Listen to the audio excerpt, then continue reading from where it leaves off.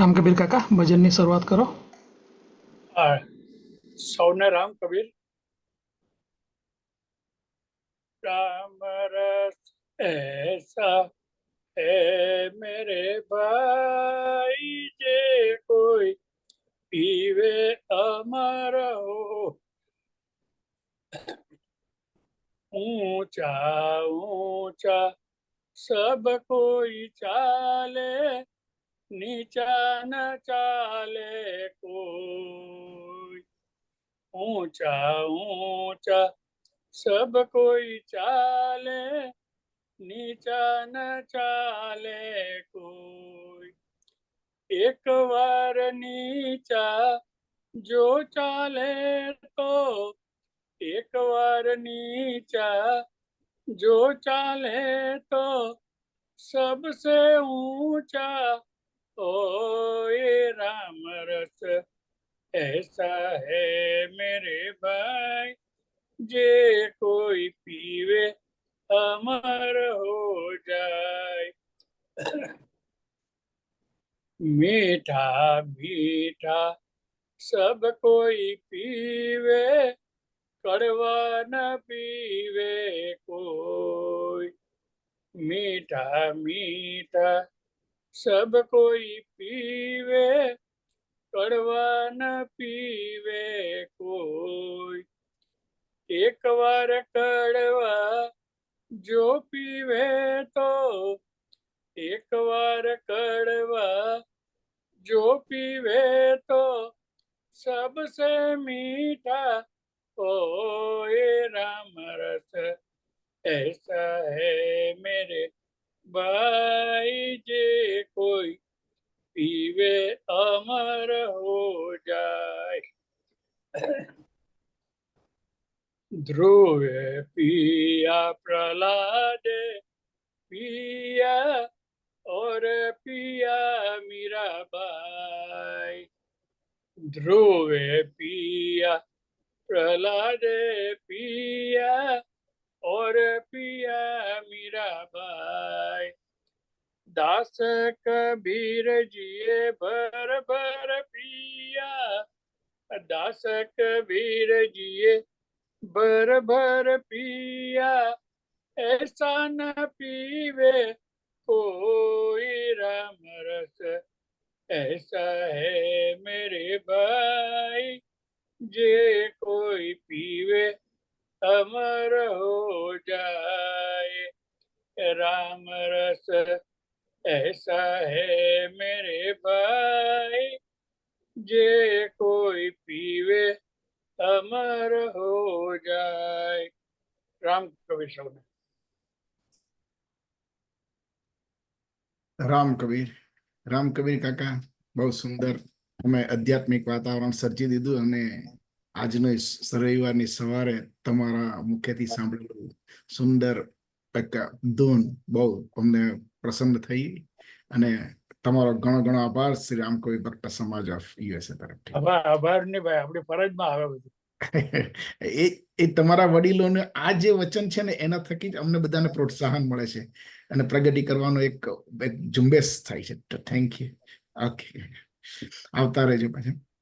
સો રામ કબીર સર્વ ભક્તજનોને કબીર વિસ્ડમના આ રવિવારના સેશનમાં તમને બધાનું સ્વાગત કરું છું અને આશા રાખું છું કે તમે બધા પણ એક આધ્યાત્મિક વાતાવરણની અંદર જેની સગવડ આપણે કબીર વિસ્ડમના સ્ટેજ તરીકે ચાલુ કરીએ છીએ, તો એ સ્ટેજ પર તમને બધાને આનંદ અનુભવે, આધ્યાત્મિક તમારા આજુબાજુનું વાતાવરણ સર્જાય અને તમે એક સુંદર મૂળમાં રહો, આજુબાજુ પ્રગતિ ફેલાવતા, આજુબાજુ પોઝિટિવિટી ફેલાવતા રહો, એવી જ એક શુભકામના છે.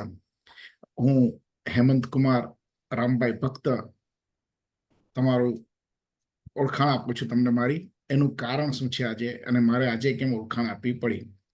કારણ કે તમે અને અમે આપણે બધા એવા જગતમાં આપણે જીવીએ છીએ કે જ્યાં આપણે આપણી ઓળખાણ બીજાને આપવી પડતી હોય છે કે હું આ છું. આપણે ઘણીવાર અહીંયા અમેરિકામાં driver licence, ID, green card, citizenship, passport, ઇન્ડિયામાં આધાર કાર્ડ, એવી બધી વસ્તુઓ જોડે આપણે આપણી વ્યક્તિની આપણે ઓળખાણ આપીએ છીએ. અને એ બહારના વર્લ્ડ માટે ઓળખાણ આપવાની જરૂર છે. અને ઓળખાણ આપ્યા પછી એ લોકો જે સામેનો વ્યક્તિ છે એ એવી રીતે એક્સપેક્ટ કરે છે કે તમે એ ઓળખાણને આ રીતે ફિટ થઈ શકશો એ તમારા વ્યક્તિત્વની અંદર. એ જ પ્રમાણે આપણી પાસે એક બીજી ઓળખ હોય છે, અને જે આપણે અંતર્ભાવેથી આપણે કોણ છે, આપણે શું છે એની ઓળખ જે આપીએ છીએ એને આપણે કહીએ છીએ આત્મા. અને આત્માની ઓળખ, આપણે જે આત્માને ઓળખવાનો છે, અને એ આત્મા આપણે શું કરે છે, શું કરાવે છે, આપણી પાસે આત્મા કેવી રીતે કેપેબિલિટીઝ આપણને બતાવે છે, આગળ ને આગળ વધારે છે, આપણાને પ્રાઉડ મોમેન્ટ કરાવે છે. એ આત્માનું જે બોધ, એ આત્માની જાણકારી, એ આત્માનું જ્ઞાન, એના વિશે આપણે છેલ્લા 2 વીકથી બહુ સુંદર આ મજાની આપણને સમજ કે આત્માને કેવી રીતે, આત્માનો બોધ કેવી રીતે મેળવવો, આત્માને કેવી રીતે ઓળખવું, એની સુંદર મજાની સમજ આપણને રાજુભાઈ દયારામભાઈ ભક્ત પ્રિસ્કોટ વેલી એરિઝોનાથી આપતા રહ્યા છે. આજે પણ 3જા વીકે એટલા માટે આપણે આત્માની ઓળખ એમની પાસેથી લેવાની જ છે. અને એમનું તો કહેવું છે સદાને માટે કે આત્માની ઓળખનું જેટલું જ્ઞાન, જેટલું બોધ જે આપી શકાય એ કાયમ ઓછો રહે છે. અને એના માટે વધુ ને વધુ પ્રયત્ન આપણે કરતા રહેવા જોઈએ. આ એક તમે જુઓ તો એક સંગીતની સાથે સરખામણી કરી શકાય. સંગીત એટલા માટે કે આપણે જેમ આપણે ગાતા હોઈએ, કંઈક સાધનનો આપણે વગાડતા હોઈએ, તો એમાં આપણે જેટલો રિયાઝ કરીએ, જેટલા પ્રયત્નો કરીએ, જેટલી પ્રેક્ટિસ કરીએ, એટલી ઓછી જ હોય. તમે જેમ જેમ જેમ જેમ પ્રેક્ટિસ કરતા જાઓ તેમ તમે અંદર ને અંદર ડીપ જ્ઞાનની અંદર જતા હો છો, અને એ તમને આગળ ને આગળ લઈ જાય છે. તમે જ્યારે પ્રેક્ટિસ કરો, તમને વધારે પ્રોફેશનલ લેવલ પર, ઊંચા ને ઊંચા લેવલ પર તમને લઈ જાય છે. આત્મબોધ જ્ઞાન આ પણ એક જ એવું છે. તમે તમારી જાતને જેટલી ઓળખો છો, તમે આધ્યાત્મિક સફર જેટલો કરો છો, તેમ તમને એવું જ થાય છે કે હજુ ઘણું બધું બાકી છે. પરંતુ એની અંદર એકવાર ડૂબકી મારવાની જરૂર હોય છે, એની ઓળખની જરૂર હોય છે. અને આપણો સનાતન ધર્મ એટલા માટે જ જગતની અંદર આગળ છે, કારણ કે તમને એક આત્માનું બોધ કરાવે છે. તમે કોણ છો એ તમને પોતાને બતાવે છે. એ આત્મજ્ઞાન થકી તમે જેમ આગળ ને આગળ ને આગળ વધો, એ તમારી ઓળખ તમને જે ઘણીવાર આપણે વાત કરી છે એ પ્રમાણે કે આપણે એક સિંહના પુત્ર જેવું, એક સનાતની ધર્મ એક એવો આત્મા છે કે જે તમને પ્રાઉડ કરાવે છે કે તમે જ છો, જે છો એ તમે છો. અને એ તમારા થકી જ આ વર્લ્ડ, આખું જગત સર્જાય. તો એ સુંદર મજાના આત્મબોધની જે વાતો કરવામાં આવે છે, 2 વીકથી આપણે જે વાતો સાંભળીએ જ છીએ, એ વાતોને આજે વધુ પુરવાર કરવા માટે કે વધુ સારી રીતે એમ તો એમણે ઘણા બધા એક્ઝામ્પલો આપ્યા છે. અને આપણે એ આત્માની આજુબાજુ કયા કયા ફેક્ટરો કેવી રીતે તમને હેલ્પ કરે છે, કે કેવી રીતે તમને સપોર્ટ કરે છે, કે કેવી રીતે તમને નથી સપોર્ટ કરતા, એનું પણ સુંદર વાતો કરી છે. જેમ કે લાસ્ટ ટાઈમ એમણે પેલા બિલાડીની જે એક્ઝામ્પલ આપ્યું હતું, અને એના 4 પગો, જે એક પગ ને 3 પગ કેવી રીતે સપોર્ટ કરે છે, એનો બહુ સુંદર એક્ઝામ્પલ થકી આપણને એક ખ્યાલ આવે છે કે યસ, આપણે કેવી રીતે એક વ્યક્તિ એવા છીએ કે જે આપણે પોતે શું સર્જી શકીએ એમ છીએ. એ સર્જનાત્મક શક્તિ એ આત્મબોધ થકી મળે છે. એમની વાતો પરથી આપણને મળ્યું છે. અને એ એકલું એ નથી, જેમ તમે એકવાર ઇન્ડિવિજ્યુઅલી તમે તમારી જાતને તમે સમજી શકો, પછી તમે તમારી આજુબાજુ સરાઉન્ડિંગ, જેમ કે તમારી ફેમિલી છે, તમારો સમાજ છે, તમારો દેશ છે, તમારી દુનિયા છે, તમારી હ્યુમનિટી છે, એ હ્યુમનિટીની જે મહત્વતા બતાવે છે, એ જ સનાતન ધર્મ છે. અને એ સનાતન ધર્મ આપણને શીખવે છે બેઝિક. એ બેઝિકમાંથી શીખીને આપણે એક એવી ઊંચાઈ પ્રાપ્ત કરવાની છે કે જે હિમાલયના શિખર કરતા પણ બહુ જ ઊંચી છે. અને એ શિખર પ્રાપ્ત કરવા માટે આપણે પ્રથમ આત્માને યાદ રાખવું પડે. એટલા માટે જ મેં મારું નામથી ચાલુ કર્યું કે જે આપણે બહાર ઓળખાણ કરાવીએ છીએ, એવી જ ઓળખાણ આપણે અંદર ભીતર કેવી રીતે કરવાની છે એના બહુ સુંદર પ્રવાસ દરમિયાન આપણને જે વાતો થઈ એ વાતોને ફરી પાછો સપોર્ટ કરવા આજે હું રાજુભાઈને આમંત્રણ આપું છું. અને રાજુભાઈ પછી આપણે ઓપન સેશન રાખીશું કે જેને કોઈને પોતાના આત્મ થકી કોઈક અવાજ પ્રગટ કરવો હોય તો એવો આજે વાત કરી શકે એમ છે. તો રાજુભાઈ, રામ કબીર, અને આની પર વધારે ને વધારે પ્રકાશ પડે એવી તમને વિનંતી સહ આજે સ્ટેજ તમને સોંપું છું. રામ કબીર. વસુદેવ સતં દેવમ કંસ ચાણૂરમર્દનમ દેવકી પરમાનંદમ કૃષ્ણમ વંદે જગદ્ગુરુમ. કક્કા કેવલ બ્રહ્મ હે બબ્બા બીજ શરીર રાસબ में रमि रहा ताको नाम कबीर. शंकरम शंकराचार्यम केशवम बादरायणम सुप्त भाष्य कृतम वंदे भगवंतो पुनः पुनः. આત્મતત્વ બોધ એ કઈ એવી રીતનું નાનકડું તળાવ કે નાનકડી વહેતી સ્ટ્રીમલાઇન ઝરણું નથી કે જેની અંદર આપણે ડૂબકી મારીને સંતુષ્ટ થઈ શકીએ. એ એવો અદ્ભુત જે અદ્વૈત વેદાંતનો સિદ્ધાંત થકી આપણે સમજવાની જે આપણો પ્રયાસ છે તે અગાધ છે.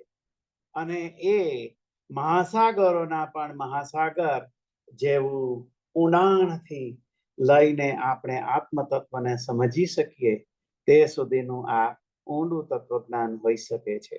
એટલે આપણે આગળ ગત વખતે જે વિચાર કર્યો હતો કે ભાઈ મનોમરકટ એ મન એ વાંદરા જેવું છે અને સંતો આજે આ જગતની અંદર બધે મનને જ દોષી ઠરાવવામાં આવતું રહેલું છે. તેને માટે આપણે એક નાનકડો દાખલો લઈને વાત કરી હતી કે જે અંતઃકરણ ચતુષ્કોણની અંદર જે ચિત્ત, બુદ્ધિ, અહંકાર અને મન આ ચાર જે છે તેમાંયલું એકલું મન દોષી હોતું નથી. તો આજે આપણે જે મનની જે કલ્પના છે, મનની જે સમજણ છે કે મનને મરકટ, મન ચંચળ છે, મનોનિગ્રહ અને મનને દબાવવાનું દમ શમ જે અદ્વૈત વેદાંતમાં કહ્યું છે આત્મા સુધી પહોંચવા માટે જે શંકરાચાર્યએ સાધન ચતુષ્ટય આવી રીતનો સિદ્ધાંત આપ્યો છે. સાધન ચતુષ્ટય એની આપણે ફરીવાર વાત કરશું કારણ કે તે પણ અતિ ગૂઢ છે. એટલે ગૂઢ એટલે એવું નથી કે આપણને ન સમજાય, પણ એ થોડું વિસ્તારથી આપણે જો સમજીએ તો એમાં ગેરસમજણ રહેવાનો પ્રશ્ન ઉભો ન થાય. એટલા માટે એને આજે લેતા નથી. પણ જે મન જે છે ને ભાઈ, આ મન માટે એક વસ્તુ લઈ લઈએ કે આદિકાળથી અનાદિકાળથી જ્યારે આ જીવ મનુષ્ય અને જીવ માત્ર આ સૃષ્ટિની અંદર આવ્યા ત્યારથી એ આપણે જોયું કે બ્રહ્મ જે એક મેઇન ઉદ્ગમ સ્થાનની અંદરથી વિચાર આવતા એકોહમ બૃહત્સ્યામ આવી રીતનું નક્કી થયું અને તેમાંથી એણે બે તત્વો નિર્માણ કર્યા. એક તત્વ જે અન્ન છે અને બીજું તત્વ જે પ્રાણ છે. અને એ બેના સર્ગથી જે આખી સમસ્ત જીવ સૃષ્ટિ નિર્માણ થઈ. આદિ અનાદિ કાળથી કેટલા 4 પગાઓ આપણે હતા તેમાંથી 2 પગા થયા અને 2 પગા થતા થતા આપણું જે ઉત્ક્રાંતિ થઈ અને આ ઉત્ક્રાંતિની સાથે સાથ આપણે વિચાર કરીએ કે ઉત્ક્રાંતિ થઈ એટલે ફક્ત શરીરનો જ વિકાસ થયો નથી, સાથે સાથે બુદ્ધિનો વિકાસ થયો અને બુદ્ધિના વિકાસ સાથે સાથે જે આપણે જોઈએ છે કે આ શરીર શેનું બનેલું છે? અરબો ખરબો એવી નાની નાની કોશિકાઓ અને એનાથી આ બનેલું જે શરીર છે, આ શરીરની અંદર આધુનિક વિજ્ઞાન એમ સમજે છે અને આપણે આધુનિક વિજ્ઞાનને એટલા માટે લઈ લઈએ છે કે ભાઈ જે પેલું ચિત્ત જે છે ને એ હજી આપણી કલ્પનામાં આવી શકતું નથી. તેથી આપણે ચિત્ત ઉપર જ્યારે જમ્પ કરીએ મનમાંથી, ત્યારે આપણે વિચાર કરીએ પેલા અંતઃકરણ ચતુષ્કોણમાં રહેલું ચિત્ત. તો જે સચ્ચિત આનંદ, ચિદાનંદ રૂપ શિવોહમ શિવોહમ, એ જે વાત છે એને સુધી પહોંચવા માટે આપણે જે પેલું કોશિકાઓની અંદર સૂક્ષ્મ તત્વ જે રહેલું છે, જેને આજે આધુનિક વિજ્ઞાન ડીએનએ કહે છે, અને આ ડીએનએ ની અંદર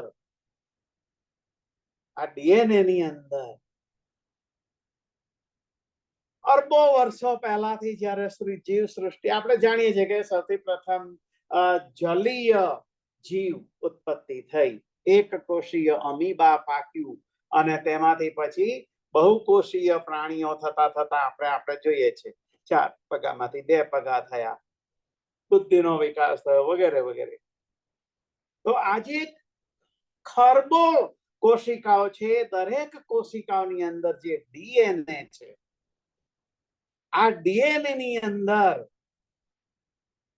અત્યાર સુધી જેટલા આપણે જન્મો પામ્યા, એક જે સ્પેસીસ, કૂતરામાંથી બિલાડી, બિલાડામાંથી વાંદરો, વાંદરામાંથી કાગડો, કાગડામાંથી પોપટ, પોપટમાંથી ચકલીમાંથી અળસિયું, સાપ, વગેરે વગેરે અનંત આવી રીતની યોનિઓમાંથી ભટકતો, જેમ આપણા કબીર સાહેબ કહે છે, લખ 84 ધાગા દારા, 84 લાખ યોનિઓમાંથી ફરતો જ્યારે મનસા દેહી દેવતા કો દુર્લભ સો દેહી તે પાઈ, તે આવી રીતનો જે અતિ દુર્લભ દેહ મનુષ્યને આપણને મળ્યો, તે દેહની અંદરની સૂક્ષ્મ કોશિકાઓની અંદર જે રહેલું ડીએનએ, આ અનંત જે ફેરાઓમાંથી આવતા જે બધા સંસ્કારો છે, એ સંચિત કરતું આજ સુધી આવ્યું છે.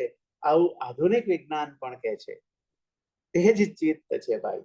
આ જે ચિત્તની અંદર જે સંચિત થયેલા સંસ્કારો છે, અને આ સંસ્કારો આપણે વિચાર કરીએ છીએ, જે આપણે એકદમ પ્રથમ સેશનની અંદર વિચાર કર્યો હતો કે મનને બુદ્ધિને હવાલે કરો, બુદ્ધિને ચિત્તને હવાલે કરો, અને ચિત્તમાંથી પછી અહંકારને વિશાળ બનાવો. અને આજે વાત કરતા હતા, તે જે ચિત્ત છે, ચિત્ત ઉપર એક પછી એક આવા જે આવૃત વર્તુળો, જે પડો થરો બાંધતા જતા રહેલા છે, તે થરો જે છે તે સંસ્કારોના રૂપમાં છે. તેમાં પહેલું આપણે જોઈએ કે ભાઈ આદિકાળથી પુત્રાનો સંસ્કાર એની અંદર એ ડીએનએ માં સ્થિત છે, બિલાડીનું છે, આ બધા સંસ્કારો. અત્યારે એવું આપણે કબૂલતા નથી કે આધુનિક વિજ્ઞાનની અંદર જે ડીએનએ ની અંદરથી જે સંશોધન થયું, તે આ બધા સંસ્કારોનું સમીકરણ રજૂ કરી શકે છે. પરંતુ આપણું જે અદ્વૈત વેદાંત જે છે, જેની અંદર બૃહદારણ્યક ઉપનિષદ અને માંડુક્ય જેવા ઉપનિષદો, પ્રશ્નોપનિષદ અને છાંદોગ્ય ઉપનિષદની અંદર આ વિસ્તૃતથી વર્ણન કરવામાં આવ્યું છે. મારે એક જનક, જે આપણે જાણીએ છીએ કે વૈદેહી થયો, અને એનું એક નાનકડી વાર્તા કહેવાનું આજે મને ઈચ્છા થઈ ગઈ, એટલે તે કહું છું. પહેલા કે એકવાર જ્યારે ઉપનિષદ કાળ વખતની વાત છે, તે પહેલા પછી 10મી સદીની આજુબાજુની વાત હશે. અને 10મી સદી આપણે એટલા માટે કહીએ છીએ કે આજે હિસ્ટ્રી ની અંદર જે થયેલા ગોઠમોટાળાઓ છે, તે આપણે કઈ એની અંદર બહુ ઊંડા ઉતરીને શોધી શકતા નથી કે આ કયા સદીઓથી ગોટાળા છે. અને તેથી આપણે આપણી જે કલ્પના છે, આપણી જે સમજણ છે, એ કેટલી પુરાણી, કેટલી જૂની છે, એ આપણે પ્રાપ્ત કરી શકતા નથી. અને તેથી આપણે આ અધવચ્ચે આમ લટકતા અને રઘવાયા થઈને આ પેલો કે છે તે સાચું, આ કે છે તે સાચું, કે પેલું સાચું કે આ, આવા બ્રહ્માંડની અંદર અટવાતા ફરીએ છીએ. આજે એવું છે ને કે ભાઈ પેલા મહાત્મા આવી ગયા એ તો આમ કહેતા હતા, અને પેલા સંત તે તો કંઈક જુદું જ કહેતા હતા, અને તમે કંઈક આ શું કરો છો વાત. આવા બધા જે ચક્રવાત ની અંદર આપણે અટવાઈએ છીએ. તેથી એમાંથી આપણે જે સાચું સત્ય શું તે સમજી શકવાને માટે સમર્થતા રાખતા નથી. તેવા કાળની અંદર, દિગ્ભ્રાંત થયેલા આ કાળની અંદર આપણે જ્યારે કોઈક મને વચ્ચે એક પ્રશ્ન કરતો હોય, ભાઈ તમે આધુનિક કાળની અંદર જ્યાં ચંદ્ર ઉપર પણ યાન પહોંચી ગયું, ફલાણું થયું, ઢીમકણું, તે વખતે ઉપનિષદની આટલી જૂની જૂની વાતો લાવો છો. જૂની જૂની વાતો લાવીને તમે શું પ્રતિપાદિત કરવા માંગો છો?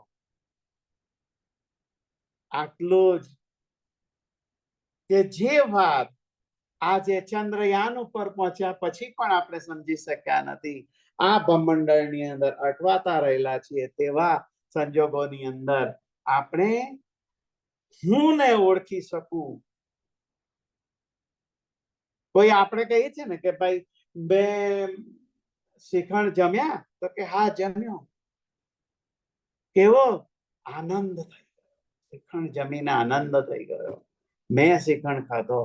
મેં જ્યારે કહું છું શ્રીખંડ ખાધો, આ મારું ઘર, આ મારું વસ્ત્ર, આ મારી કાર, આ મારી પત્ની, આ મારા છોકરાઓ, આવું જ્યારે મારું મારું કહું છું તે વખતે હું તત્વથી તે હું અલગ છું. આ તાર્કિક રીતે પણ પ્રતિપાદિત છે. તેથી જે આ સમસ્ત સૃષ્ટિની અંદર દેખા દૃશ્યમાન જગત જે છે તે અને હું એ બંને ભિન્ન છે. તેથી અદ્વૈતવાદ ત્યાંથી આગળ, અધ્યાત્મ ત્યાંથી આગળ લઈ જવાનું કે છે. આ જે રસ્તો દેખાડવાનું જે કામ છે તેને જ અધ્યાત્મ કહે છે. આજે અટવાઈ પડેલું જે મન છે, ચિત્તની અંદર આવેલા જે વર્તુળો છે, અને આ જે એની પર સ્થિત સંસ્કારો છે, આ સંસ્કારો બે પ્રકારના હોઈ શકે. જો એક આપણે સામાન્ય વાતો કરીએ, આ કે એક સંસ્કારોમાં શું હોય છે કે એક સંસ્કાર સામાજિક સંસ્કારો હોય. હમણાં હેમંતભાઈએ વાત કરી કે ભાઈ સામાજિક મારે મારું નામ વગેરે જરૂર છે. બાળક જન્મે અને બાળક જન્મે એટલે એને કોઈ ઓળખાણ હોતી નથી, તેથી જ એને નવજાત શિશુ કહીએ છીએ. તો નવજાત શિશુને કોઈક ઓળખાણ આપવા સામાજિક એ કયા એમાં કુળમાં જન્મ્યો છે, કયા ધર્મમાં આવ્યો છે, કયા દેશમાં જન્મ્યો છે, કયા દેશનો નાગરિક છે, એનું શું છે, ફિલાણું છે, ઢીમકણું છે, આ બધું પ્રતિપાદિત કરવા માટે બહારથી જે જન્મેલા શિશુને ખબર નથી તે બધું એને થોપવામાં આવે છે કે ભાઈ તું ભક્ત કુળમાં જન્મેલો છે, તેથી તું ભક્ત છે, અને તારા બાપાનું નામ આ છે, અને તેની લાસ્ટ નેમ ભક્ત હતી, તેથી તારી લાસ્ટ નેમ ભક્ત છે, તારું નામ આજથી રાજેન્દ્ર ભક્ત છે. આવી રીતની ઓળખાણ એ સામાજિક સંસ્કાર છે, જરૂરી છે. પછી બાળક મોટું થાય, અંદર કઈ સ્કૂલ ડિગ્રી કોલેજની અંદર જઈને લાવે ને કોલેજ વગેરે લાવે, આ બધાથી એની આખી કીર્તિ સ્તંભ ઉભો થાય. તે તેની આ સામાજિક સંસ્કારને લીધે એની પ્રતિપાદી ઓળખાણ ઊભી થઈ જાય છે. તત્પશ્ચાત જે બીજા જે સંસ્કાર છે, જે પ્રાકૃતિક સંસ્કાર છે, આપણે કહીએ છીએ ને કે જે રઈ અને પ્રાણ, રઈ અને પ્રાણ, જે પ્રશ્નોપનિષદની અંદર આપણે દધીચી ઋષિના પુત્ર તે પલાદ, એવું કહેવાય છે કે ભાઈ એ બ્રહ્મજ્ઞાની અને આત્મજ્ઞાની હતા તત સમયે, જેટલું કોઈ પાસે હતું નહીં. ત્યારે તે વખતે જુદા જુદા જુદા વિસ્તારોમાં રહેતા, આશ્રમોની અંદર રહેતા જુદા જુદા ઋષિઓના પુત્રોએ નક્કી કર્યું, એવા છ જુવાન જુવાન હેમંતભાઈ જેવા થનગનતા આવી રીતના યુવાનોએ નક્કી કર્યું કે આપણે પણ કંઈક જો બ્રહ્મજ્ઞાન વિશે સમજણ લેવી હોય, આત્મજ્ઞાન વિશે સમજણ લેવી હોય, તો આધુનિક કાળની અંદર જે કોઈ આવો છે વિરલો પીપલાદ જેવા ઋષિ, તેના સાનિધ્યમાં જઈને આપણે લેવું જોઈએ આ સમજણ. તેથી તે 6 જણાએ નક્કી કરીને કોઈ 35 વર્ષ, 30 વર્ષ, 27 વર્ષ આવી રીતના યુવાનો હતા અને તે લોકોએ ભેગા થઈને 6 પીપલાદ ઋષિના આશ્રમમાં જઈને એમને આજીજી કરીને કહે છે કે આ જગતની અંદર જો કોઈ પાસે બ્રહ્મજ્ઞાન લેવું હોય તો તે આપ છો અને આપ જ એવા સમર્થ છો જે અમને આપવા માટે કૃપા કરો. તો પીપલાદ ઋષિ કહે છે જે આખું પ્રશ્નોપનિષદ છે અને આ પ્રશ્નોપનિષદની એક પહેલો પ્રશ્ન જે આવે છે ને એમાં આવે છે પેલો કબંધીન જે શિષ્ય છે બનીને આવેલો, આખી ઘણી શરતો એ બધું આપણે નથી કહેતા, પણ કબંધીન પૂછે છે પીપલાદને કે હે મહાત્મન, હે દિવ્ય આત્મા, અમને એ સમજણ આપો કે આ સમસ્ત સૃષ્ટિની જે જીવ સૃષ્ટિ છે, આ જીવોની ઉત્પત્તિ શેના અંદરથી થઈ છે અને તેનું ઉદ્ગમ સ્થાન શું છે, અને એ જો સૃષ્ટિનું ઉદ્ગમ સ્થાન આવે તો એ તેમાંથી ઉત્પન્ન થઈને જ્યારે એનો વિલય થાય છે ત્યારે એ ફરી પાછી ક્યાં જઈને સમાહિત થાય છે. તો આ જે વસ્તુ છે, આવો પ્રશ્ન પૂછ્યો એટલે પીપલાદ ઋષિ એમને સમજણ આપે છે અને આપણે એની વાત આગળ કરી ચૂક્યા છે. તેમાં પીપલાદે કહ્યું કે ભાઈ આ જે બ્રહ્મ જે છે, દિવ્ય તત્વ, જેનો કદી અંત નથી, જેનો કોઈ કાળ નથી, અનંત છે, આદિ અનંતા, સત્યમ અનંતમ જ્ઞાનમ બ્રહ્મ, જેને માટે કહેવાય છે જે સત્ય છે, જ્ઞાન છે, અનંત છે, સત્યમ અનંતમ જ્ઞાનમ બ્રહ્મ, તેવો બ્રહ્મ તેણે વિચાર કર્યો એકોહમ બૃહત્સ્યામ, અને તેણે રઈ એટલે અન્ન અને પ્રાણ નિર્માણ કર્યા અને એના સર્ગથી આખી સૃષ્ટિ ઉત્પન્ન થઈ. અને જ્યારે આ બધું જ્યારે વિલય પામે છે પ્રલયંગત્વા, એ વખતે આ સમસ્ત જીવો સુષુપ્તિ કાળની અંદર ફરી પાછા એમાં જ સમાહિત થઈ જાય છે. આ વાત કરી તે આજે આપણે જ્યાં રહી અને પ્રાણના ગોટાળામાં ન પડીએ, તેથી તે આ થોડી ટૂંક સમજણ છે. ત્યાર પશ્ચાત બીજો જે વિદર્ભનો જે ઋષિનો પુત્ર વૈદર્ભી એ પ્રશ્ન પૂછે છે અને તે અતિ મહત્વનો છે અને તેની આપણે આજે વાત કરવાના છીએ. તો તે વિદર્ભનો પુત્ર વૈદર્ભી પીપલાદ ઋષિ જ્યારે સવારની બ્રહ્મ મુહૂર્તમાં એમની સંધ્યા વંદના કર્યા પછી આવીને એમને પૂછે છે કે હે વિદર્ભી, તારા મનમાં શું પ્રશ્ન છે તે મને પૂછીને તું તારી જાતને કૃતાર્થ કર અને તું મને એનો હું તને ઉચિત જવાબ આપી શકું, તારા મનની શાંતતા, તૃપ્તતા હું લાવી શકું. એવા માટે પ્રશ્ન કરતા પછી વિદર્ભીએ પૂછ્યું કે હે મહાન આત્મા, હે ગુરુદેવ, મને આવો કઈક પ્રશ્ન થાય છે કે આ જે જીવો તો ઉત્પન્ન થયા અને આ જીવોની ઉત્પત્તિની અંદર જે 5 ઇન્દ્રિય, 5 મહાભૂતો, જે આપણે અવારનવાર વાત કરીએ, આપણે સૌ જાણીએ છીએ એટલે એની અંદર બહુ વાત નથી કરતા, પણ 5 મહાભૂતો છે, 5 કર્મેન્દ્રિય, 5 જ્ઞાનેન્દ્રિય અને આ જે મન છે, અને મનની અંદર પણ જે પ્રાણ છે, એ બધી વસ્તુઓના અંદર કોણ પ્રકાશ પાડવા વાળા દેવો છે, કયા કયા દેવો છે, અને એ દેવોમાં સૌથી ઊંચો કોણ છે, સૌથી મહાન શક્તિમાન કોણ છે, તેની મને કૃપા કરીને વર્ણન કરો. તો તે વખતે પીપલાદ ઋષિ એમને કહેતા કહે છે કે ભાઈ આ નાનકડી વાર્તા સમજ, એના ઉપરથી તને આ સમજાશે. અને પીપલાદ ઋષિ કહેતા કહે છે કે ભાઈ એક વખતે શું થયું કે આ જે 5 કર્મેન્દ્રિય છે ને, આ લોકોએ અંદર એવી રીતનો ઝઘડો થયો. અને આ ઝઘડો થયો એમાં આંખ કે છે કે ભાઈ આ શરીરની અંદર સૌથી ઉત્તમ અને સૌથી મહત્વનું તો મારું કામ છે અને મારા થકી જ આ શરીર આખું ચાલતું રહેલું છે. અને જો હું ન હોઉં, મારી અનુપસ્થિતિ થઈ જાય તો આ શરીર આખું પડી ભાંગે. તે વખતે અંદર બેઠેલી વાણી દેવી બોલી કે ભાઈ તું જરા થોભ, તું શું જુએ છે, શું સાંભળે છે, શું તને કેવું દેખાય છે, આ વગેરે વગેરે એ બધું હું જો ન વર્ણન કરી શકતી હોઉં, મારા થકી જો વર્ણન થાય છે તેનાથી જ એ તારું જે આ દ્રશ્યમાન જગત છે તેનો આ શરીર અનુભવ કરે છે. તેથી તારા કરતા તો હું મોટી. અને પેલો કાન કે છે કે ભાઈ વાણી દેવી તું હવે જરા ધીરી રહે, હું જો સાંભળીને આનું કંઈક અનુમોદન ના કરી શકતી હો તો તારી વાણીનો પણ શું અર્થ.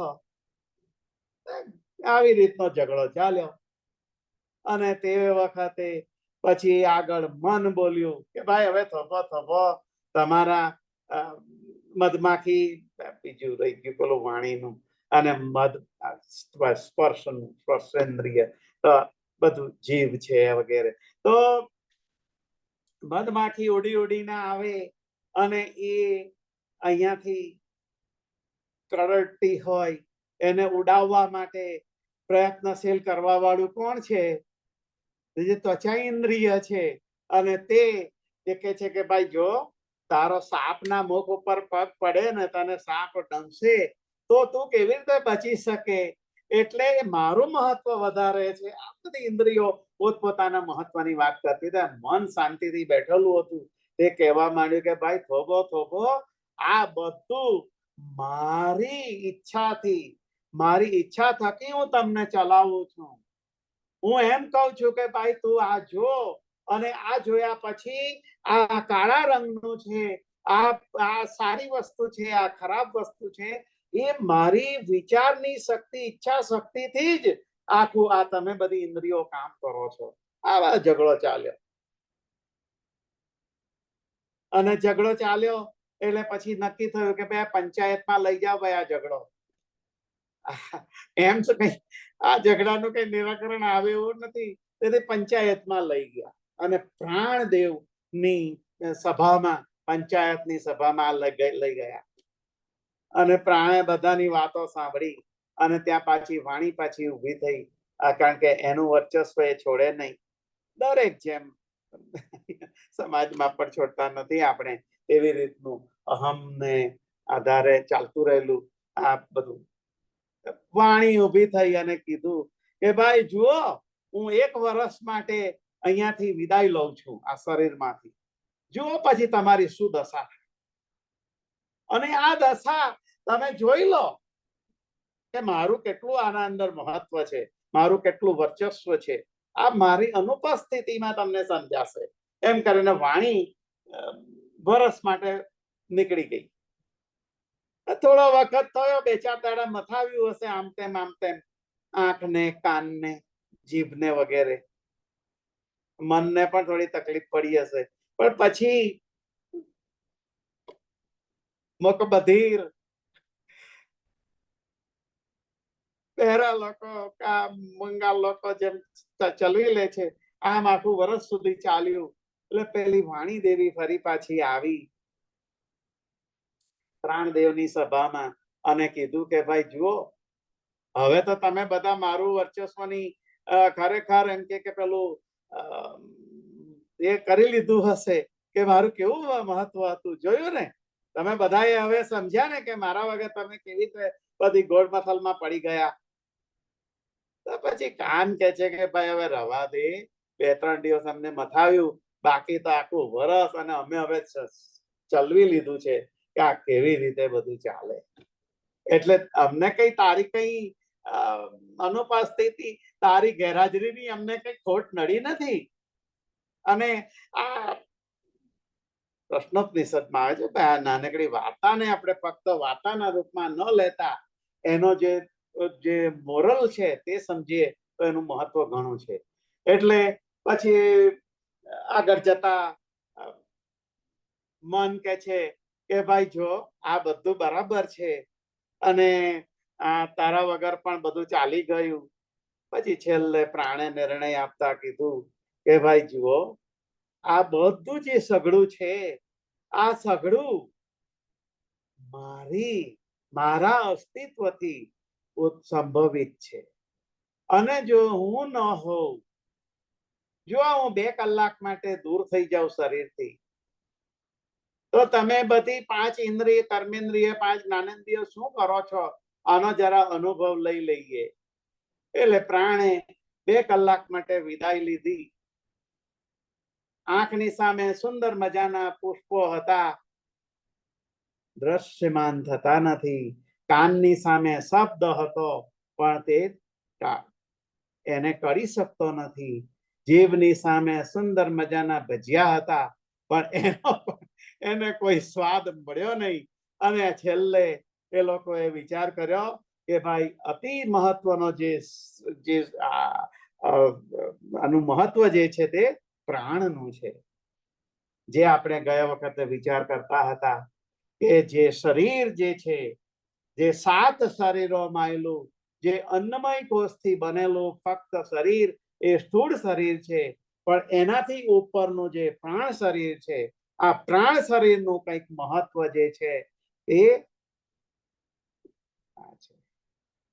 હવે પ્રાણને આપણે લાસ્ટ સેશનની અંદર વિચાર કર્યો હતો કે ભાઈ એને શુદ્ધ કરવા માટે એનો લેયર અન્નમય શરીર ને ત્યાં કોષ નું થી બનેલું શરીર છે. યોગ શાસ્ત્ર કે છે એ પ્રમાણે જે 7 શરીરનું જે આખું આ શરીર બોડી છે, તેની અંદરનું અન્નમય કોષ થી બનેલું શરીર, એનાથી આપણે એને શુદ્ધ કરવા માટે આપણે ગયા વખતે વિચાર કર્યો હતો કે અન્નની શુદ્ધિ. અને અન્નની શુદ્ધિ આ એટલા માટે કહીએ છીએ કે ભાઈ જે આ અન્નમય શરીર છે, જે સ્થૂળ શરીર છે, પ્રાણમય શરીર છે, મનોમય શરીર છે, વિજ્ઞાનમય શરીર છે, આનંદમય શરીર છે, ભાવમય શરીર છે અને નિર્વાણમય શરીર છે. આ 7 શરીરોથી પર જે આત્મ તત્વ જે હું છું તેનું આપણને ખ્યાલ આવે, એટલા માટે આ એક પછીના જે સ્તરો છે તેને આપણે પાર કરતા જઈએ. એટલા માટે કહીએ છીએ કે ભાઈ જો અન્નની શુદ્ધિ, આપણે વિચાર કરીએ કે ભાઈ અન્નની શુદ્ધિ કરવી હોય તો શું કરવાનું. સમજી લો કે આપણે કંઈક પેલા શું આવે છે ખાજા, તો ખાજા અને રસ, અત્યારે કેરીની સિઝન ચાલે છે એટલે ખાજા અને રસ બરાબર લાવને ભાઈ. હવે આ વર્ષમાં પહેલવેલા આવ્યા છે તો 2 વધારે ઠપકારું અને ખાઈને આવીને ઘરે આળસ ચડી જાય. તો તે વખતે આપણને વિચાર આવતો નથી કે આ આળસ થાય છે એટલે એનો અર્થ શું. તો જે ફક્ત જે ખાધા પછી જે અન્નમાંથી જે બનેલું જે શરીર છે એને અંદર આળસ આવે, એટલે એનો અર્થ એ થયો કે આપણું જે શરીર છે એ હજી ફક્ત આ અન્નમય કોષથી બનેલા શરીરની અંદર અટવાયા કરે છે. એનાથી ઉપર જવા માટે આપણે પ્રયત્નશીલ નથી. અને કેટલીક એનાથી તો એની શુદ્ધિ માટે આપણે જોયું કે ભાઈ યુક્ત આહાર, ભગવદ ગીતાની વાત કરતા હતા ત્યારે કહ્યું કે ભાઈ એ અન્નમય શરીરમાંથી ઉપર જવું હોય તો આ કૂતરાને વિચાર આવતો નથી, બિલાડીને એનો વિચાર આવતો નથી, કાગડો તે સમજતો નથી. મનુષ્ય એક એવી રીતનો પ્રાણી છે જે વિચાર કરી શકે છે કે મારા જે આ અન્નમય શરીરમાંથી ઉપર તરફ મારે જવું જોઈએ અને તે મનોમય શરીર બાજુ મારે જવું જોઈએ. આવું વિચાર ફક્ત મનુષ્ય કરી શકે છે. તેથી આપણે મનુષ્યનો જે જન્મ છે એ મહત્વનો સમજીએ છીએ. અને એટલા માટે જ જંતુનામ નરજન્મ દુર્લભમ આમ કહ્યું છે ને, તે આનું કારણ છે. અદ્વૈત વેદાંતમાં શંકરાચાર્ય કહે છે કે જંતુ નામ નર જન્મ દુર્લભમ મનુષ્યત્વમ મોક્ષોત્તમ મહાપુરુષ સંશ્રયા. તો આ જે શરીરની શુદ્ધિ, અન્નમય કોષની શુદ્ધિ આપણે યુક્ત આહાર, યુક્ત આહાર, આયુર્વેદ કહે છે કે ભાઈ આપણી 3 સિઝન આપણે ભારતની અંદર ગણવામાં આવી છે કે શિયાળો, ઉનાળો અને ચોમાસું. આ ત્રણેય ઋતુની અંદર તમારે કેટલું જમવું જોઈએ? તો શિયાળામાં એમ કે ભાઈ 2/3 તમારું, તમને જેટલી ભૂખ હોય એના કરતા 2/3 ભાગ જેટલું જ જમો, એટલે 1/3 ખાલી રાખો.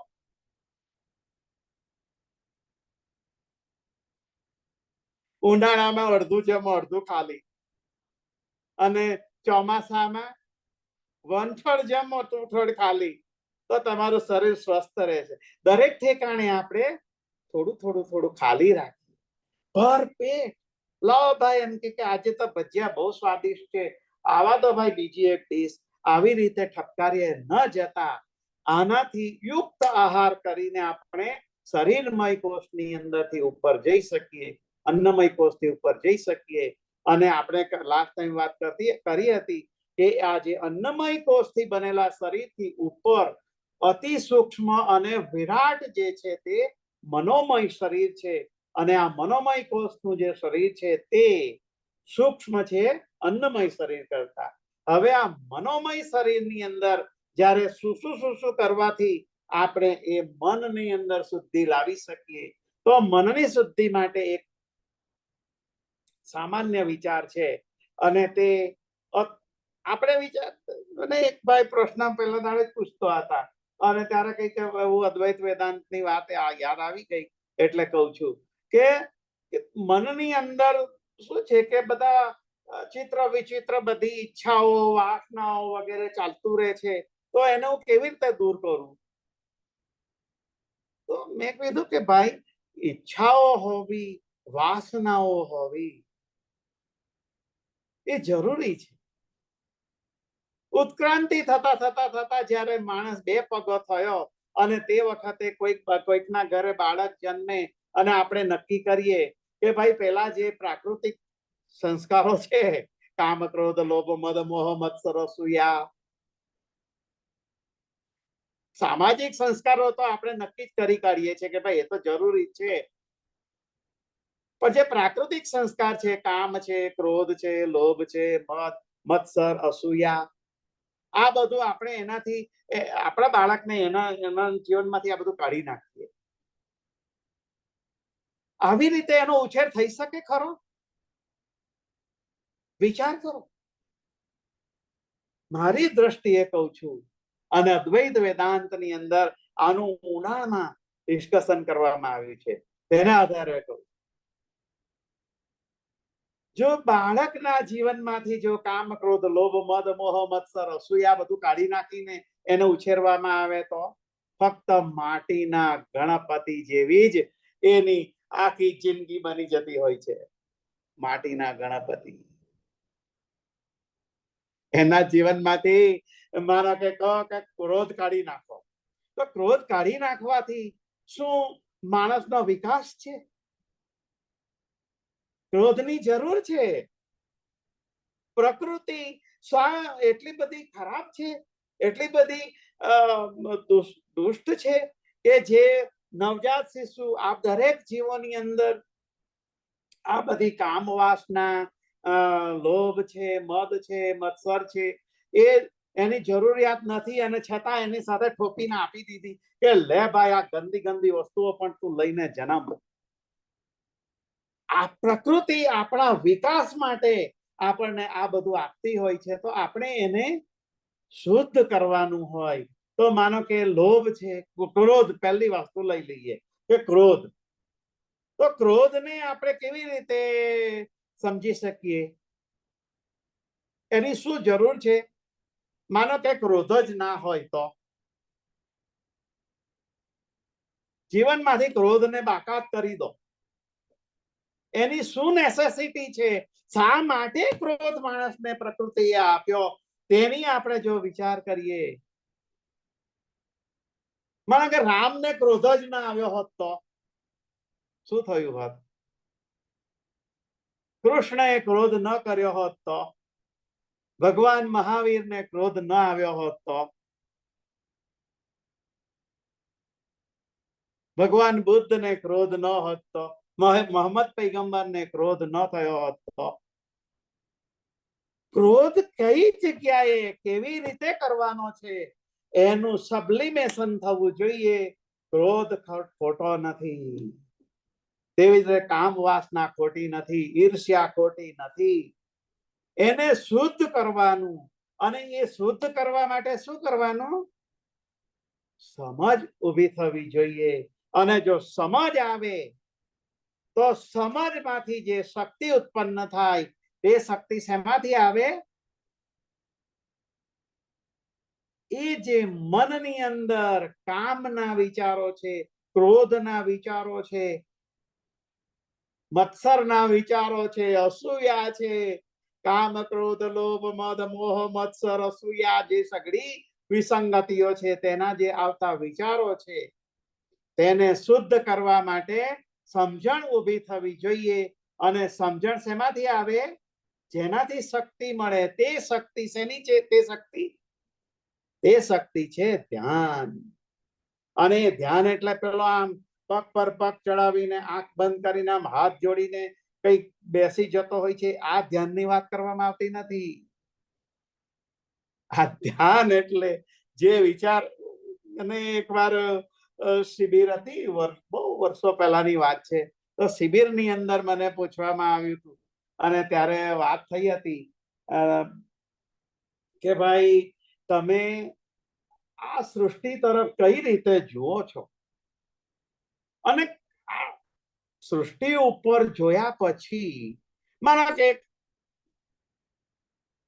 બાર બગીચાની અંદર સુંદર ગુલાબનું ફૂલ ખીલ્યું હોય, અને સુંદર ગુલાબનું ફૂલ ખીલ્યું હોય, આ વસ્તુ છે ફૂલ. ગુલાબનું ફૂલ નું ખીલવું અને તે ત્યાં બગીચામાં આપણે ખીલેલું જોવું, એ વસ્તુ છે, ઓબ્જેક્ટ. હવે ઓબ્જેક્ટને જોઈને આપણા મનની અંદર એના માટે વિચાર આવે, અંદર ચાલુ જ થઈ જાય. કેમ? કારણ કે અનંત પેઢીથી, અનંત યોનિઓની ભટકણથી આની અંદર એવા ઇમ્પ્રિન્ટ થયેલા સંસ્કારો છે, અને સંસ્કારો એને વિચાર કરવા માટે પ્રેરિત કરે કે આ ફૂલ જે છે એ લાલ રંગનું છે અને કેટલું સુંદર દેખાય છે, લાવ એને તોડું અથવા એને ન તોડું. તો તે વખતે હું સજાગ બનું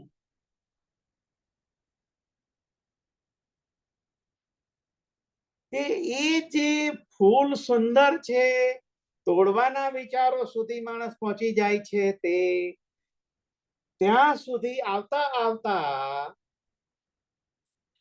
એ ક્યાંથી વિચાર આવ્યો તે તરફ જો એનું ધ્યાન લાગે, એ કોન્સન્ટ્રેશન કરે કે ભાઈ આ જે સુંદર ફૂલ છે તે એને હું તોડું, એને જો ફક્ત હું સાક્ષી ભાવે જોઉં, તોડવાની ક્રિયા કરવાને બદલે ફક્ત એનો દ્રષ્ટા બનું,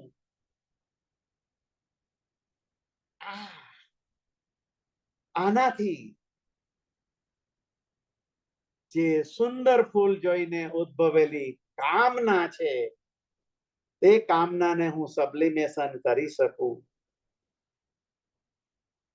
અર્થાત તેથી જ ભારતના મહાન ઋષિઓએ એકદમ જ જેનું મનોવિજ્ઞાન પરાકાષ્ઠાની ટોચ સુધી પહોંચ્યું હતું, એવો કૃષ્ણ પણ ભગવદ્ ગીતાની અંદર કહે છે કે મૈયા વેશ્ય મનો એમામ નિત્ય યોગા ઉપાસતે. મૈયા વેશ્ય મનો એમામ, મારું જે મન છે તેનું આ સુંદર મનોહર મૂર્તિની અંદર સ્થાપિત થવા દે, અને એ મૂર્તિની અંદર મારા મનની વિસ્તૃતિ થવા દે, અને આ મનની વિસ્તૃતિ થયા પછી એની જે દિવ્યતા છે, આ દિવ્યતાનો અનુભવ થવા દે. તેથી કીધું છે કે ભારતીય સંસ્કૃતિ પાસે જે આખા જગતને આપવા વાળી જે દિવ્ય શાસ્ત્રીય મૂર્તિ પૂજા છે, ન સમજણ થતા આજના કાળની અંદર ખંડન અને મંડન કેટલાક વર્ષો, કેટલીક શતાબ્દીઓથી કરવામાં આવતું રહ્યું છે સમજણ વગર. મૂર્તિ પૂજા ખરાબ નથી, મૂર્તિ પૂજા આટલા માટે છે. સુંદર સ્ત્રીનું એક ચિત્ર આપણી સામે હોય કે સુંદર સ્ત્રી આમ જતી હોય તો આપણને એના તરફ કામ વાસના જાગે જાગે. કોઈ એમ વિરલો કહે કે ભાઈ ના ના મને તો કામ વાસના જાગે, આ બધું ધતિંગ છે, મને કઈ થતું નથી. આવું કઈ શાસ્ત્રમાં કહેવામાં આવ્યું છે?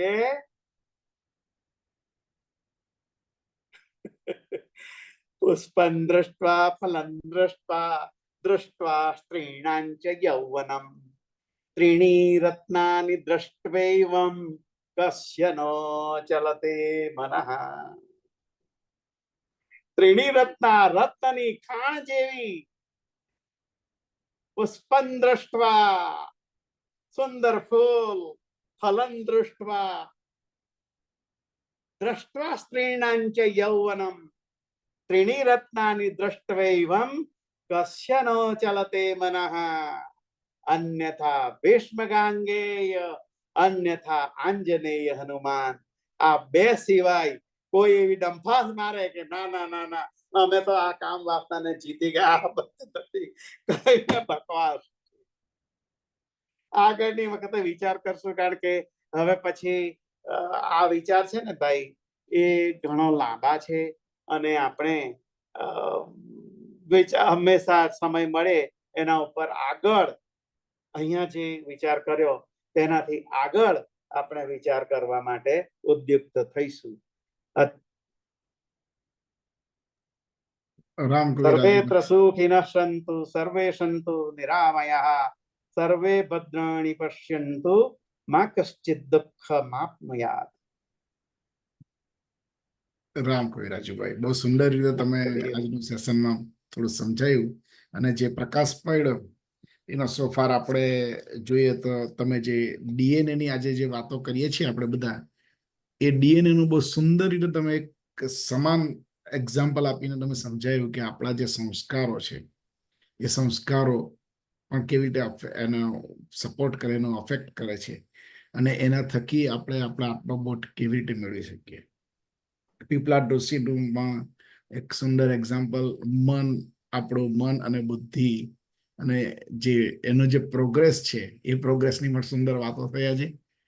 તો આમ તો આપણી પાસે સમય નથી, પરંતુ એક અગત્યની એનાઉન્સમેન્ટ છે, બે છે એકચ્યુઅલી એનાઉન્સમેન્ટ. એટલા માટે થોડો આજે જે ઓપન સેશનની વાત હતી એ થોડી આપણે સંક્ષિપ્ત કરવી પડશે.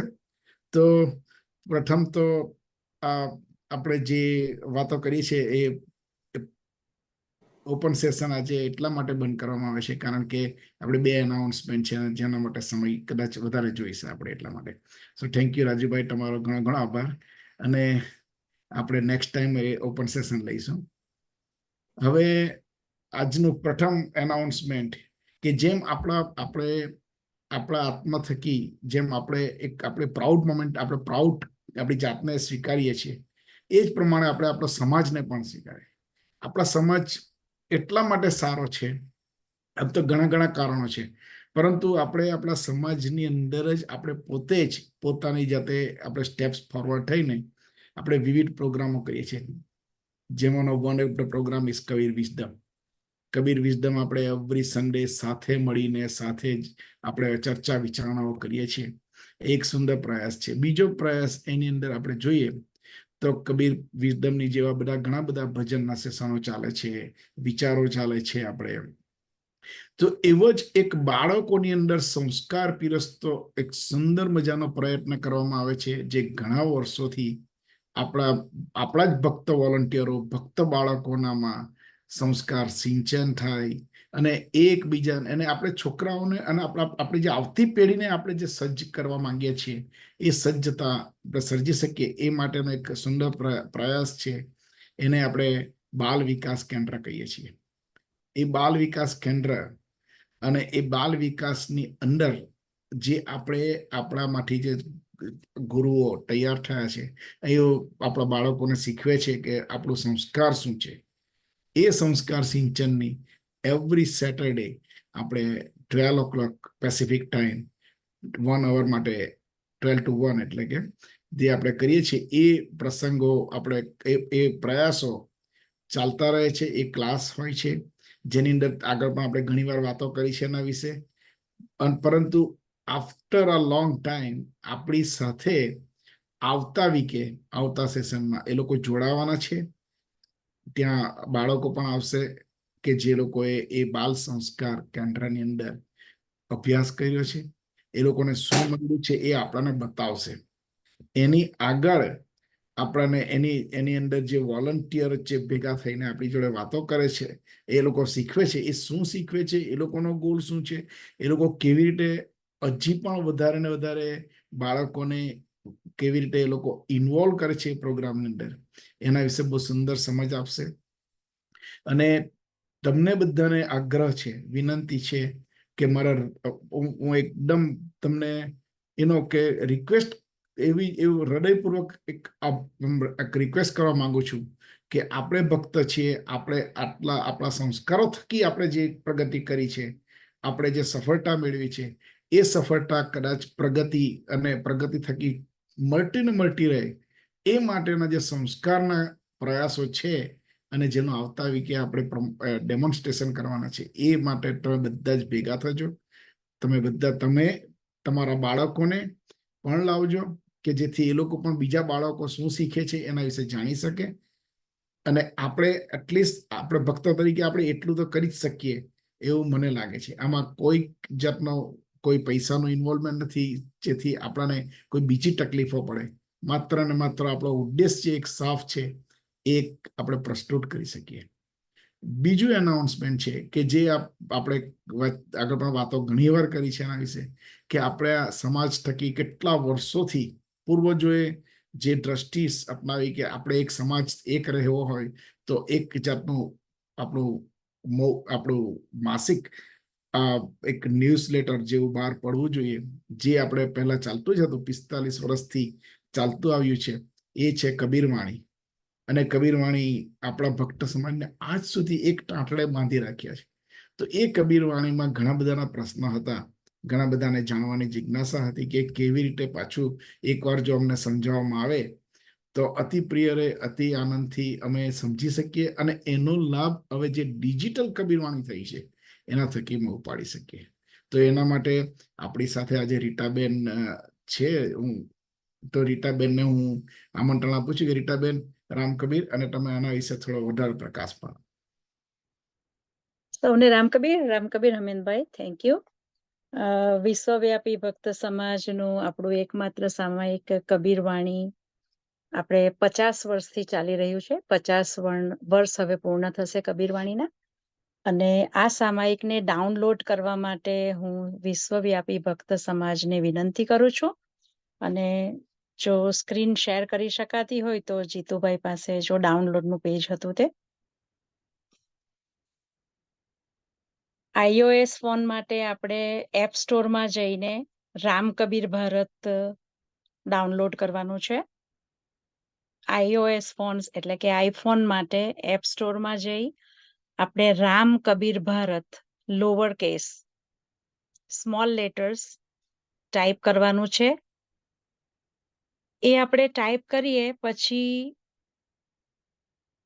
કબીરવાણી તમને વંચાશે ગુજરાતીમાં, અને કબીરવાણી ઉપર ક્લિક કરવું અને પછી પુસ્તક વાંચો એ શબ્દ ઉપર ક્લિક કરશો તો બધી જ કબીરવાણી તમને દેખાશે. તમારે જે મહિનાની કબીરવાણી વાંચવી હોય ત્યાં ક્લિક કરીને તરત જ તમે કબીરવાણી વાંચી શકો છો.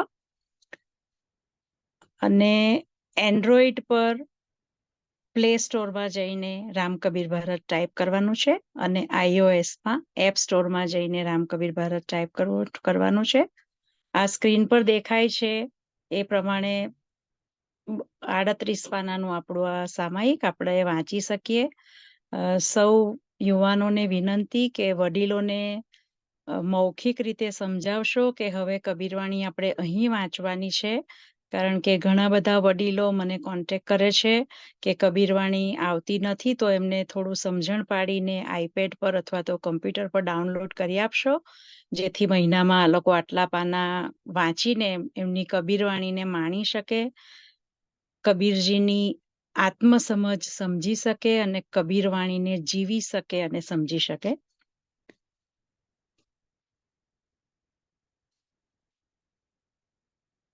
હેમંતભાઈ, હોપ સો બધાને ફરીથી ખ્યાલ આવી ગયો હશે કે કબીરવાણી હવે ડાઉનલોડ કરવાની છે.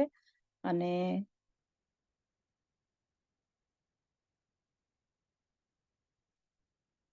હા, થેન્ક યુ રીટાબેન. સો તમે બહુ સુંદર રીતે આપણે સુંદર ડેમોન્સ્ટ્રેશન આપીને સમજાવ્યું કે કબીરવાણી કેવી રીતે આપણે અંદર આપણામાં, એને એ રાજુભાઈ આપણને આપણે કહ્યું તેમ કે આપણું આત્મબોધ માટે એ ડીએનએ માં આવવું ઘણું જરૂરી છે. સો એના માટે એક દોહો કબીર સાહેબનો કહેવા માંગુ છું છેલ્લે. રાજુ કાકાએ જે કઈ સમજણ આપી એની સાથે સંપૂર્ણપણે કબીર સાહેબની આ વાણી સમરૂપ છે અને સમજી શકાય એવી છે. कौन तुम्हारी जाति है, कौन तुम्हारा नाव, कौन तुम्हारा इष्ट है, कौन तुम्हारा गांव. જવાબ પણ કબીરજી જ આપે છે. જાતિ હમારી આત્મા, प्राण हमारा नाव, अलख हमारा इष्ट है, गगन हमारा गांव. કેટલું સુંદર છે. આપણે જાતિ, ગાંવ, સામાજિક ઓળખ, પેલું કહેવાય ને બિઝનેસની ઓળખ, વ્યક્તિગત ઓળખ, સામાજિક સંસ્કાર, પ્રાકૃતિક સંસ્કાર, આ બધી પડોજણમાં પડીએ ત્યારે કબીરજી ચોખ્ખું સમજાવે છે તમારી જાતિ આત્મા છે, શરીરનું કોઈ મહત્વ નથી. તમારો પ્રાણ એ એવી નાવ છે જે તમને પરમ તત્વ, આત્મ તત્વ સુધી લઈ જશે. તમારો પ્રાણ એટલે તમારું જે જીવ છે તે. અલખ અમારા ઈષ્ટ હે એટલે આપણા જે ઈષ્ટદેવ છે તે જેને લખી ના શકાય એ સર્જનહાર છે, એને કોઈ વર્ણવી ના શકે. અને ગગન હમારા ગાંવ, આખું સમસ્ત બ્રહ્માંડ આપણું પોતાનું ગામ છે કે આપણું પોતાનું કામ છે. એટલે આપણે જ્યારે નામની પણ ઓળખ ભૂલી જઈએ ત્યારે જ આપણને આત્મતત્વની ઓળખ થાય, એવું કંઈક મને રાજુ કાકાની વાતમાંથી આજે સમજાયું. આપણે નામ ભૂલી જઈએ ને તો જ આત્મતત્વ ઓળખી શકીએ. આટલું મને આજે સમજાયું કબીર વિઝડમમાંથી. થેન્ક યુ રાજુ કાકા. અને આ ખૂબ સુંદર પ્રયાસ છે, આત્મતત્વ બોધ ખૂબ સુંદર પ્રયાસ છે અને મને ઘણું બધું જ્ઞાન આજના એપિસોડમાંથી મળ્યું છે. Thank you. Ram Kabir. Very good Ritaben, thank you so much. આપણા સાહેબની વાણી એમના અર્થમાં તમે સમજાવી, આની સાથે સંલગ્નિત કરી, એટેચ કરીને આપણને સૌને જ્ઞાનવર્ધક બનાવ્યા. Thank you so much. I was missing that part. Ram Kabir, thank you. Thank you. આપણે બહુ સુંદર વાતો થઈ. આમ તો આપણા વડીલો અને આપણા ઘણા બધા જે આપણી સાથે છે એ લોકોએ પણ ઘણું એડ કરવું છે, પરંતુ તમને ખબર છે એમ સમય સત્ય જે છે જીવનનું, એ સમય આજે થઈ ગયો છે અને આપણે ચાલુ રાખીશું. એક આપણે જ્યોત છે, જ્યોત જગા એટલે કે જ્ઞાનરૂપી જે જ્યોત છે એ જ્યોત જગાવવાનો આપણો પ્રયત્ન આપણો ભક્ત સમાજમાં આપણા પૂર્વજોએ આપણને જે આપ્યો છે એ જ્યોત આપણે કાયમ ચાલુ રાખીશું. કારણ કે જેમ કે આપણે આગળ વાત કરી એ પ્રમાણે કબીર વાણી થકી જે જ્યોત ચાલે છે, કે કબીર વિઝડમ થકી ચાલે છે, કબીર વિચાર થકી ચાલે છે, આવા ઘણા પ્રયાસો થાય છે. તો આવતા કે સર્વને બાલ વિકાસ દ્વારા જે પ્રયત્ન થાય છે, એક જ્યોતમાંથી બીજી જ્યોત પ્રગટાવવાનો, એક જ્ઞાનના આપણે ખજાનાથી બીજા જ્ઞાનના ખજાનાને, આપણી સંસ્કૃતિ એકબીજાને પાસ કરવાનું. અને ઓલિમ્પિકના દિવસો છે તો આપણે બેટન જેમ એકબીજાને પાસ કરવાના છે, એ પ્રમાણે આપણે પણ એક સજાગ ભક્ત થઈને આપણે આ સજાગ પ્રયત્ન કરવાના છે. તો ફરીથી પાછું તમે બધા જ અમારી સાથે જોડાયા બદલ તમારો સર્વનો ઘણો આભાર. સર્વ આ રીતે જોડાતા રહેજો. અને આ રીતે આપણે આગળ ને આગળ વધતા રહીએ, આધ્યાત્મિક પ્રગતિ કરતા રહીએ. એ જ એક શુભેચ્છાઓ સહિત આજનો સેશન અહીં અંત કરીએ છીએ. હરિઓમ. પૂર્ણ એ છે, પૂર્ણ આ છે, પૂર્ણથી તો પૂર્ણ ઉગ્યું છે બધું. પૂર્ણમાંથી પૂર્ણ આપી દ્યો ભલે, શેષ પાછળ પૂર્ણ રહેવાનું સદા. ઓમ શાંતિ શાંતિ શાંતિ. રામ કબીર સાહેબ બંદગી.